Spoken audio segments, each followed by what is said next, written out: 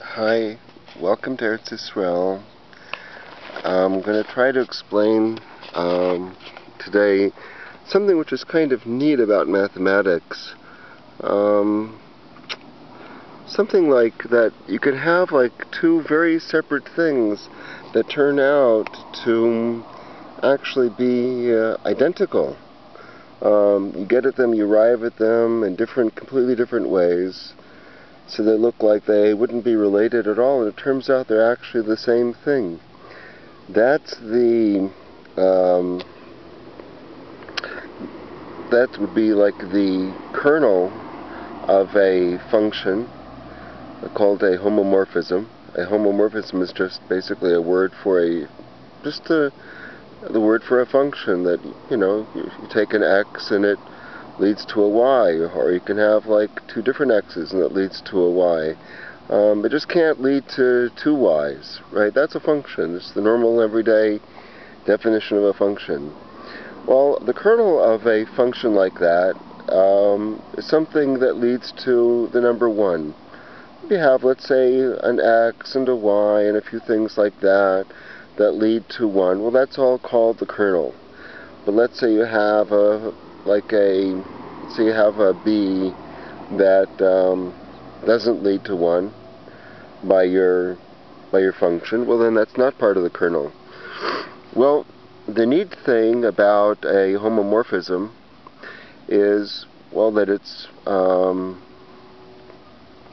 kernel turns out to be a normal subgroup. Now I guess I have to. So, in other words, you have like a different construction of a normal subgroup, and that turns out to be the exact same thing as the kernel. Now, what is a normal subgroup?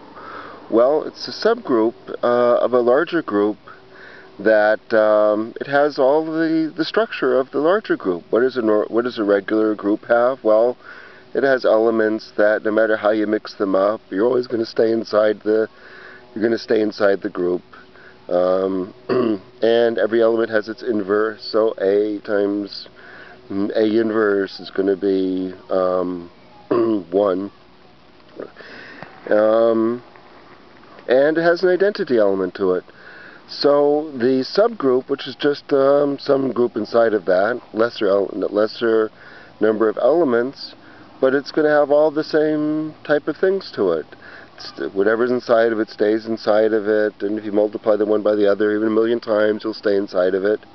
That's called that's called a subgroup. And a normal subgroup is that, well, you take one of the members, you multiply it by the whole group. Let's say your group is n, so you take A, and that'll be one of the members, A times n. That'll equal to the same thing as n times A. So it sort of looks Abelian. That's the word for that. Not exactly, but in other words, that's what you do over here. AN equals NA.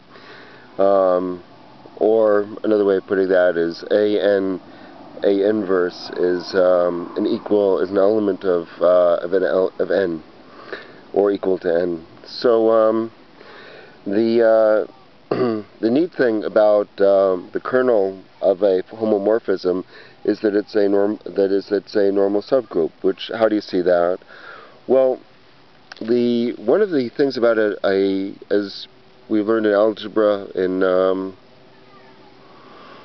well, some of us learned it in the first year of high school, and some of us waited like 50 years later to learn it. Whenever you learned it, like f of x, take x plus y together. It's f of x plus y is equal to f of x plus f of y. That's algebraic. Well, that's what a homomorphism does. Or if you're using multiplication, f of xy is equal to f of x times f of y. So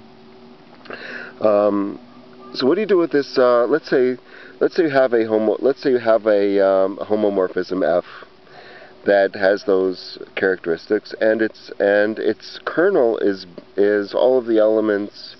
We'll call any of all of the elements inside of it. We'll call them. well, we'll call one of the elements inside of it B. So you can make a subgroup of, you can make a normal subgroup of your whole group G by putting A in front of it and A in back of it as A, B, and A inverse. So that'll be a normal subgroup of G. But the interesting thing is f of ABG, AB A inverse, is because we're working with the homomorphism, it's going to be equal to f of A times f of B times f of A inverse, which since f of B we know is part of the kernel, so that means that f of A times 1 times f of A inverse is going to be equal to f of A times f of A inverse, which is the same thing as 1 also. So the whole thing, so your normal subgroup is also part of your kernel. Now, okay, that's one way that you see that you have a kernel, so you know that it has all its elements. A normal, a subgroup kernel of a homomorphism is going to have as its normal elements these different normal subgroups. Okay, so to get from a normal subgroup to a kernel, well, we have to define a certain type of function that works on a group, that it brings from the group to, well, G over N. That's a different, I have to explain that.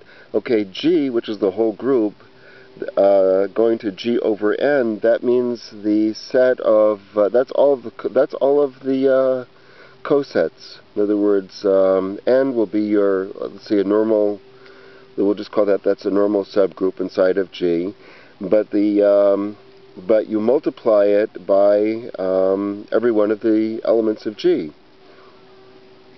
That's all of the cosets.